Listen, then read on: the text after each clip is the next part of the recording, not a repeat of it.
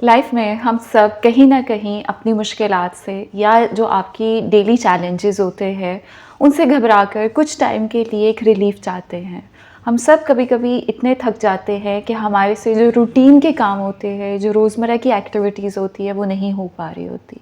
तो क्या ये एक हेल्दी साइन होता है या ये हमें किसी मेंटल डिसऑर्डर की तरफ जो है वो इशारा कर रहा होता है? तो आज इस वीडियो में मैं आप लोगों के साथ बात करूँगी एस्केपिज़्म की, कि एक्चुअली ये क्या होता है, क्या ये हेल्दी होता है, इसके क्या बेनिफिट्स होते हैं, या ये अनहेल्दी है और इसके क्या नुकसानात होते हैं। Being the mental health professional, जब हम आपकी ज़हनी सेहत की बात करते हैं तो हम बहुत अच्छी तरह जानते हैं कि लाइफ में आप मुख्तलिफ मराहल से गुज़रते हैं, जिसमें कुछ अच्छे फेजेस भी आते हैं और कुछ चैलेंजेस फेजेस भी आते हैं। अब किसी भी इंसान की लाइफ में जब कोई चैलेंजेस गुज़र रहे होते हैं या आप किसी मुश्किल से गुज़र रहे होते हैं, तो हर एक का उसको कोप करने का जो तरीका होता है वो मुख्तलिफ होता है। कुछ लोगों का जो स्टैमिना होता है, जो टॉलरेंस होती है, वो कम होती है, जिसकी वजह से वो जल्दी घबरा जाते हैं, वो जल्दी परेशान हो जाते हैं।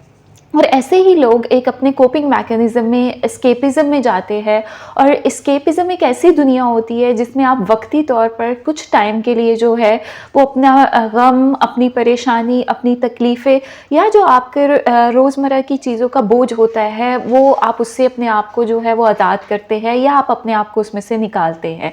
अब वक्ती तौर पर अगर देखा जाए तो हम मेंटल हेल्थ की भी जब बात करते हैं तो उसमें आपको एक रिलीफ चाहिए होता है, आपको एक ब्रेक चाहिए होता है। शॉर्ट टर्म के लिए दैट इज़ फाइन कि अगर आप एस्केपिज़म को आजमाते हैं तो दिस इज़ समथिंग जो आपको एक रिलीफ दे रही होती है, बट वो टाइमली होता है। अगर इसके लॉन्ग टर्म में देखा जाए तो ये आपको आपके इमोशंस से दूर करता है, ये आपको आपकी रियलिटी से दूर करता है। हम अपनी तकलीफ़ों को कम करने के लिए चीज़ों को अवॉइड करना शुरू कर देते हैं, और जब आप अवॉइडेंस में जाते हैं तो चीज़ें सॉल्व होने की बजाय इकट्ठी होना शुरू हो जाती है, और एक लेटर स्टेज पर जो है वो प्रॉब्लम्स ज़्यादा बन जाते हैं और उस टाइम पर उनको हल करना जो होता है वो मुश्किल हो जाता है। दूसरा इसका नेगेटिव इम्पैक्ट आता है कि जब आप चीज़ों को एस्केप कर रहे होते हैं तो उसमें आप प्रोक्रेस्टिनेशन की तरफ चले जाते हैं, उसमें आप अपने टास्क परफॉर्म नहीं कर सकते, उसमें आप एक वक्ती प्लेयर के लिए या अपने आप को तकलीफ से निकालने के लिए चीज़ों को जो है वो करना छोड़ देते हैं,